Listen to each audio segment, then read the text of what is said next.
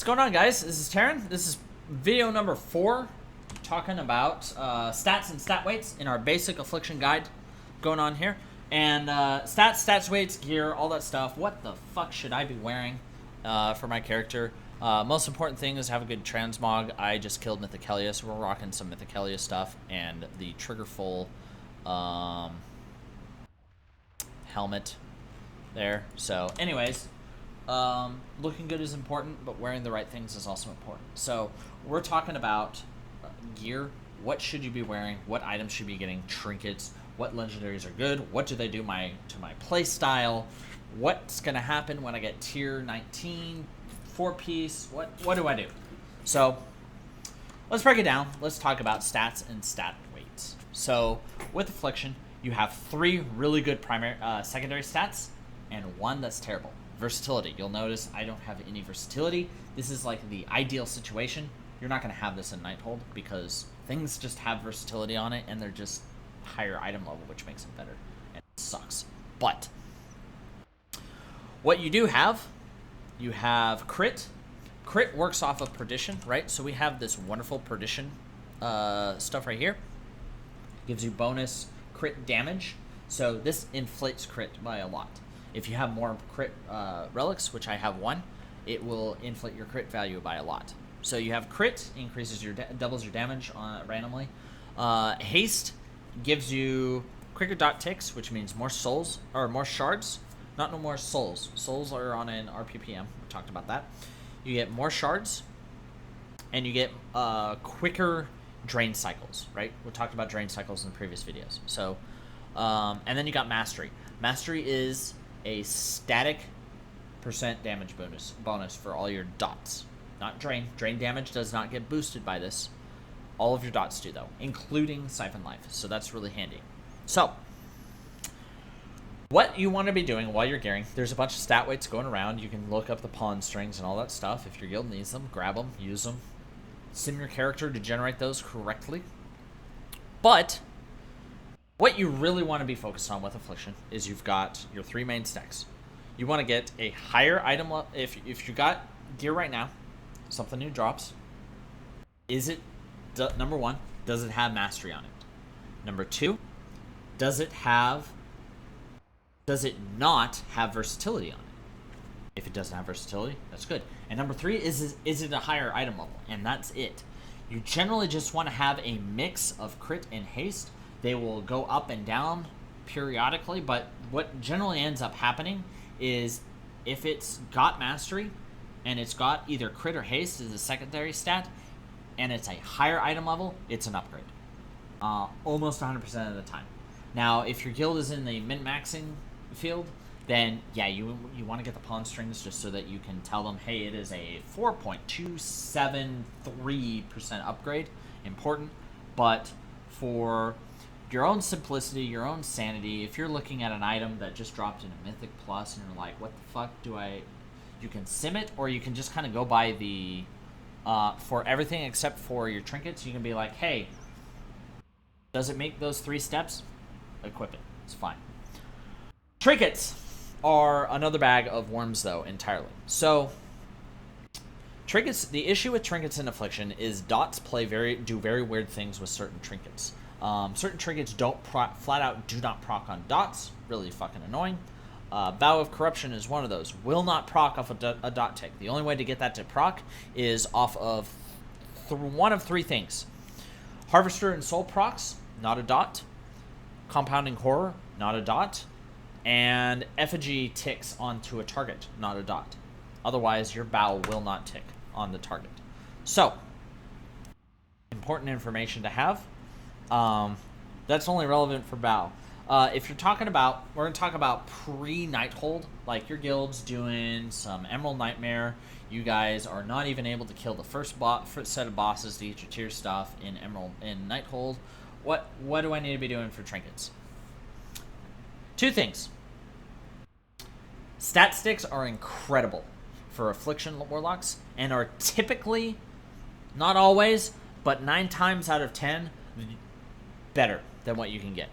I am wearing the urn This is from Nightbane. This is our flat out best, one of our best trinkets outside of the unstable Arcanum Crystal. And number 2, I am wearing this huge rock stone. This is a world quest. I got Titan Forged in its haste. It's really good. Gives me a nice little haste bonus. And things that I have in my bag are things like this spiked tongue. I have this. I have a bow of corruption in here. Yeah, I've got bow of corruption in here, right? So what tends to happen is, number 1, with bow of corruption, is if anyone else in your raid is using a bow of corruption, you share the cooldown, the internal cooldown of that item with them. There is only one instance of bow of corruption. This is a bug. This is a bug that's been around for forever. That's why I'm kind of putting this in this video. If it gets fixed, ignore it. If you're quite curious about it, go ask one of the Discords. They'll know. But Bow of Corruption's got that issue. It's a good mastery stat stick. If you have nothing else, it's a really good mastery stat stick. It's also really good for AoE. If it procs, it has the potential to deal a lot of damage. It's shatter damage, which means we have stuff that amplifies that. There's a lot of stuff that synergizes with us. It's an okay trinket. Another really good trinket to have if you don't have like the dream stat sticks, Norax's Spiked Tongue. Mastery stat stick deals a nice chunk of damage on proc. It's about 1% of your damage, 2 to 4% of your damage, depending on the procs. So it's really good. Other than that, there's not really a lot to say other than stat sticks are really your best. They're not the best, but if you're curious and you don't want to go dig through trinket sims and figure out where it is and that mess of that, stat sticks are typically really good. And if you're ever really curious, pull up SimCraft and simulate all your stuff. I'm going to post a video about how to do that in a later, sometime in the future. So, kind of moving on. BIS pre-Nighthold. Again, if you are watching this before the 18th, I think is when Nighthold is released. 17th, 18th in Europe. You are trying to figure out, okay, is there anything else I need to be getting? Number 1, this is roughly your stats that you want to have once you're hitting the 870 range. You want to kind of keep them around this. These two numbers can kind of fluctuate or rotate around a 20% number, and that's fine. You really don't want to swing more to like 11% haste. Your shard generation is going to be pretty terrible, and you're going to have a bad time. Mastery, you want to kind of stay above 100%. These are not set in stone numbers, though. People do fine DPS as Affliction with partial demo gear, which is a lot of haste, right? Like, these are not hard set in stones. There is no set in stone, soft cap, hard cap, mandatory stats for this to be good, unlike other specs like Fire, which needs a lot of crit to be able to deal consistent damage. So, we don't have that. Another thing we want to talk about, if I can find the damn pullout, trinkets in Nighthold are really weird. So, there are 2 big trinkets. One of them I'm not sure about. So the first big trinket is this erratic metronome. It gives you a stacking haste proc. When you get a tick of this, when you get your first stack of this haste proc and then you get another, that duration does not extend. So that's the one thing to remember about this metronome, the erratic metronome, is you'll have a pretty high-ish uptime on it, not nearly as high as what the Sims had initially, but stacking does not refresh the duration on that. So you'll typically you'll see 2, maybe a third stack now and again, but you'll never get that sustained, like you'll hit 5 and then it'll proc and then extend that 5. That does not happen. So that is definitively one of the best trinkets. The other really good trinket, these 4 are all damage procs. This one is a use, but they're all pretty dismal, right? Like, there's some uses. The use one in particular, there is some situations where I could see, like, hey, if you have 4 people line up and use these trinkets, that's like 1.2 million on a target, right? That's pretty good. But otherwise, like, these aren't that useful. Whispers in the Dark is the Gul'dan trinket. Now, This apparently, it did not affect dots when I did my testing back in December on the PTR. Apparently, a couple builds later, some people did some testing and it did. So, wait until we get confirmation for some people before you start going ham about this trinket. But if it does affect dots, this is hands down the best trinket for us. Even though it's like completely RNG, it's got a shitty RPPM, if I remember right. It's still the best trinket for us right now. If it affects haste. If it doesn't affect haste, it actually is the worst. Basically what it turns into, if it is not affected by haste, or if the haste does not affect our dots, sorry, is it's a 2.2k, it's a 2.2k stat stick. That's it. So, Whispers in the Dark. Talk about that for a second. This is... Yeah. That's the one I was talking about. Yeah. I am live recording these guides. I typically do that. If you ever want to tune in, check that out. Tune in on my Twitch page. It'll be in the description down below. Last couple things we're gonna talk about is our tier sets. Right? So, loot, legendaries, item sets. Yeah, all right, cool. So we're gonna talk about our tier sets for a minute. So we have the Legacy of the Ajikir. This is our tier 19. 2-set bonus increases damage of UA. UA already deals a fuck ton of damage, and that's pretty good. And then the other one is Agony has a 1.15 times the normal chance to generate a shard. So you get about a 15% shard increase from this, which is a good bit. It's probably an extra 10 UA over a 3-4 minute fight, which is pretty good. These are really strong set bonuses. You definitely want to get the 4-piece. We're not in a situation where it's like, well, the 4-piece is okay. No, the 4-piece is pretty good. It's not mandatory, but it's really good. It's also not arms level. Arms warrior level, good. Those guys have had for a while a 30% damage increase, which is retarded. We don't have that. We have, these are both about 5 to 10, about 10% damage increases on each of those. Well, the UA change is about 5%, and then the shard generation is about 5 to 8%. So moderate, but not off the wall. So tier sets are good. My recommendation for these is you get the shoulders, you get the chest, the gloves, and then you get one of the pants, back, or helm, depending on what legendaries you do not have. The pants will probably be your best for stats, and then you want to, at some point, you will eventually get the legendary helm. So, on that note, talk about legendaries, because we got more of them now, and it's retarded. So, we'll go from bottom shit tier all the way up.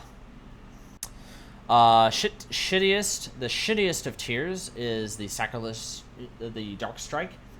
Corruption just slows. It's cool for Mythic Plus. That's about it. It's unfortunate that it doesn't do anything else, but can't win them all. Next up is probably going to be your Portal Legs. It's handy. It's really handy on fight. Would have been really handy on a fight like Helya, but we don't have that. So after that is probably going to be Prydaz is going to be better than Sifu's in raids. Sifu's is going to be worse than Prydaz, or better in Prydaz and Mythic Plus. Sifu's is a big ass stat stick. All these have had their stats really improved. Prydaz especially. Sifu's gives you the haste. It's like a mini Bloodlust, which is really nice in Mythic Plus. It's absolutely incredible. You can rotate between Infernal Stun, get yourself an ICD tracker of some type on this, and then you rotate between Infernal Stun and Mortal Coil on Mythic Plus. Really, really good. You'll keep this buff up pretty consistently on your trash, so really nice. Prydaz, again, pretty low on the shit tiers. The Absorb Shield, though, is absolutely incredible for survivability. Next up is Norgans. This is actually really nice now with the change that they did, and because of the change to the way our drain cycles work, allows you to do a lot more movement and continue. It allows you to really continue to drain while you're moving, and that's kind of what you would want to do.